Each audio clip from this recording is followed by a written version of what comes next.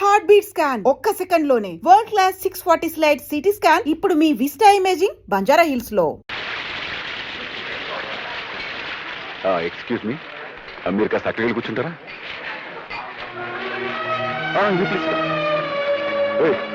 ఎవరో వస్తున్నారు కాస్త చూసుకో.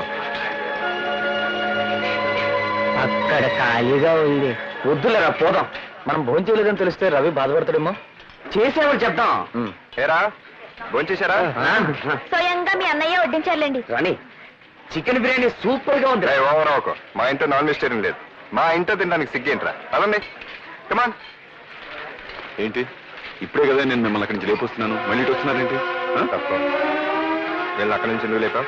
నా గెస్ట్లు వచ్చారా? వీళ్ళు నా గెస్ట్లు కదా? రవి, మీ అన్నయ్య వీళ్ళు మనుషుల్లో కనబడలేదా నీకు? అరవకు, అసహ్యంగా. ఏంటి అసహ్యంగా ఉండేది? మధు, ఏం లేదు, వాళ్ళ ఫ్రెండ్స్. అది కాదు నాన్న, నేను చెప్తాను. నా ఫ్రెండ్స్ పట్టుకుని. ఏమిటా నలుగురు గోళ? రవి, ఏమిటా గొడవ? గొడవ చేసింది నేనా అన్నయ్య?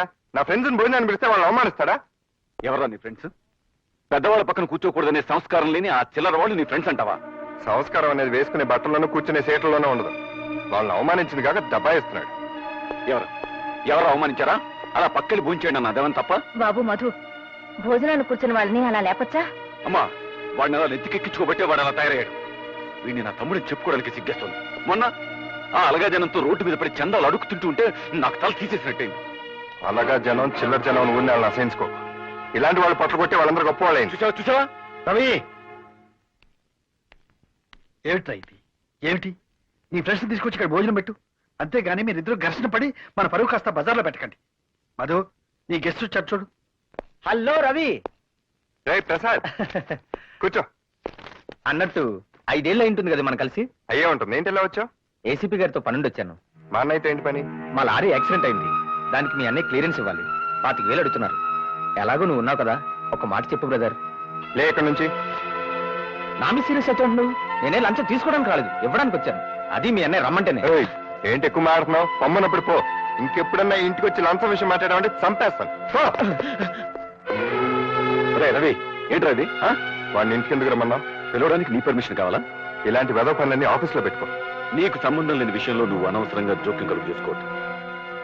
వెళ్ళి పని చూసుకో.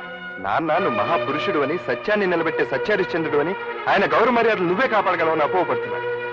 ఆయన అలాగే బ్రతుకు. ఇంట్లో ఈ నీతిమాలిన పనులు వెలగబెట్టి నీ నిజ స్వరూపాన్ని బయట పెట్టుకో.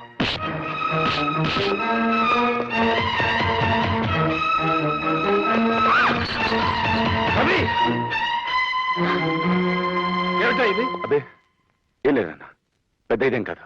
ఏం లేకపోవడం ఏంటి? నీ మీద చేయి చేసుకునే దాకా వచ్చాడంటే నేను చేసుకోవడం అవి బుద్ధి లేదు.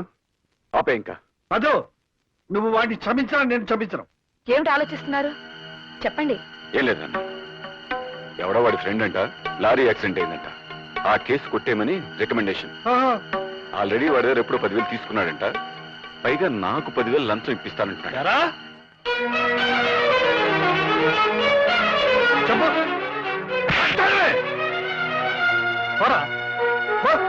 ఆ కాలనీకి జనంతో కలిసిపోతున్నావు కదా.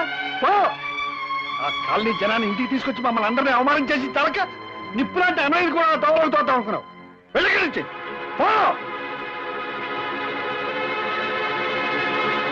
రవి, ఇంతకాలం నిన్ను వెనకేసుకొచ్చేదాన్ని. ఎంత తప్పు చేశాన్రా. ఎలాంటి తండ్రి కడుపున పుట్టి, ఎలాంటి అన్నయ్యకు తమ్ముడై ఉండి, ఇలాంటి సిగ్గుమాలిన పనికి తలపడ్డావురా. ఎందుకురా నీ బతుకు? థ్యాంక్స్ అన్నయ్య. నేను నీకు సాయం చేశానో లేదో నాకు తెలియదు, కానీ నువ్వు మాత్రం నాకు చాలా సాయం చేశావు. ఇదే పని కనుక మళ్ళీ జరిగితే ఒకసారి నేర్చుకోవడానికి ఎవ్వరూ ఉండరు. నీ అన్నయ్య తప్పు చేసి ఆ నేరం నీ మీదకి తోసేస్తే నువ్వెందుకు నోరు మూసుకొని వచ్చేసావు? ఆ నిజం అప్పుడే అందరికి చెప్పేస్తే నువ్వు తప్పు చేయలేదు మీ వాళ్ళందరికీ తెలిసేదిగా. ఈ నిజం మా నాన్నగారికి తెలియటానికి వీల్లేదు. ఆయనకి మా అన్నయ్య అంటే చాలా నమ్మకం. మంచివాడని, నిజాయితీపరుడని, ఆయన గౌరవ మర్యాదలు అతనే కాపాడతాడని ఆయన అభిప్రాయం. అందుకే నేను మాట్లాడలేకపోయాను. పైగా నేనంటే ఆయనకి అంత నమ్మకం లేదు. ఒకవేళ నేను చేశానని తెలిసినా బాధపడి వదిలేస్తారు అంతే. కానీ అన్నయ్య అలాంటి వాడని తెలిస్తే మాత్రం ఆయన తట్టుకోలేడు.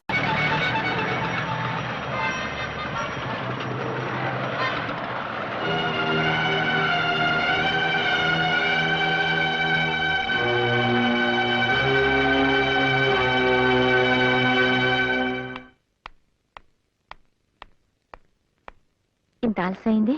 బస్ దొరకలేదమ్మా. అబ్బాయి! అబద్ధమా? ఎవడే వాడు? ఎవడా కొరాడు? మాట్లాడవే. నువ్వు ఇటువంటి పనులు చేస్తే నేను సహించాలని తెలుసు కూడా. నువ్వు ఇంతకు తెగించావంటే ఊరుకోవయ్యా, ఊరుకో. ఇది చిన్నపిల్ల.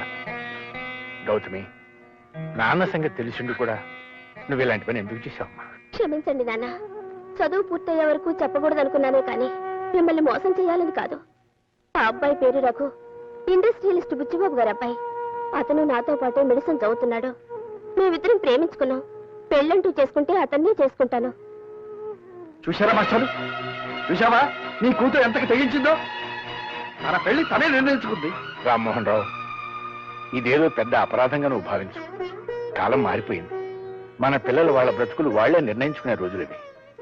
నువ్వేం బాధపడకు. మన ఇద్దరం వెళ్ళి ఆ బుచ్చివా ద్వారా తెలుసుకుని ఆయనతోనే స్వయంగా ఈ విషయం మాట్లాడదాం. నువ్వా పైకి వచ్చావు? మెట్లెక్కి జోక్ లేకు. నువ్వు రావడం ఎవరు చూడలేదా? వచ్చేటప్పుడు నేను ఎవరిని చూడలేదు. నన్నెవరైనా చూసారేమో నాకు తెలియదు. All right. వెళ్ళు సైరామ్, వెళ్ళు వెళ్ళు. చెప్పుంటుంది కదా. నేను వెళ్ళను. మళ్ళీ ఎప్పుడు ఇలా రాకు. మా నాన్న చూస్తే గొడవైపోతుంది. తొందరగా వెళ్ళు.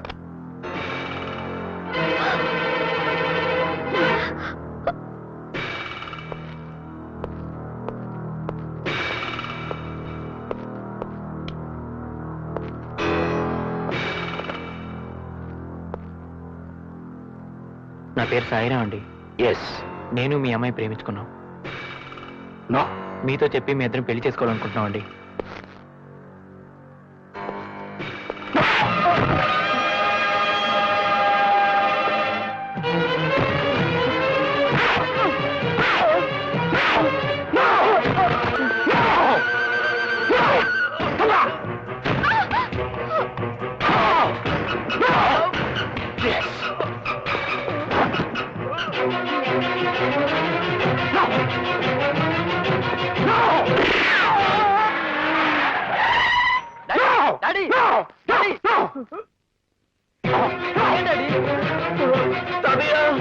ఏమైంది?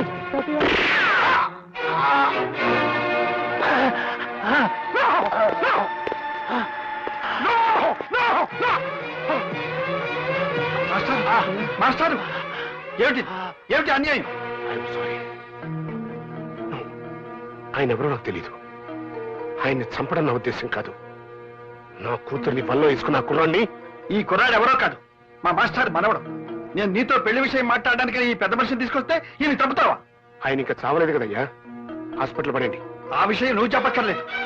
నేను ఈయన హాస్పిటల్లో చేర్పిస్తాను. నిన్ను పోలీసులకు అప్పచెప్తాను. నాతో పెట్టుకోకండి. నా కొడుకుతో నీ కూతురు పెళ్లి జరగాలి. అది గుర్తుపెట్టుకో.